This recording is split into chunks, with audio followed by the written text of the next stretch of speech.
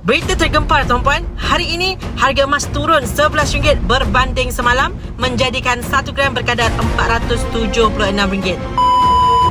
Jadi, tunggu apa lagi tuan-puan? Mulakan simpanan emas hari ini bermula 1 gram. Sikit-sikit simpan hingga cukup target yang kita nakkan.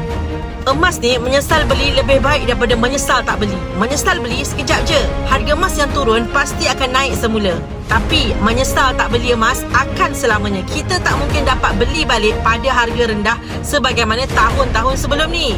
Kalau tuan-puan ada duit simpanan jangka masa panjang, sekurang-kurangnya 2 tahun ke atas, tak perlu fikir panjang. Tukarkan sahaja ke dalam bentuk aset emas 999 macam dekat tangan saya. Menyesal beli lebih baik daripada menyesal tak beli. Yang mana masih belum ada akaun emas Gap, platform Gold Accumulation Program, boleh simpan emas sikit-sikit serendah 1 gram atau minimal RM100. Boleh klik link di bio Safia Sofian, daftar akaun emas Gap percuma. Saya bimbing sebaiknya.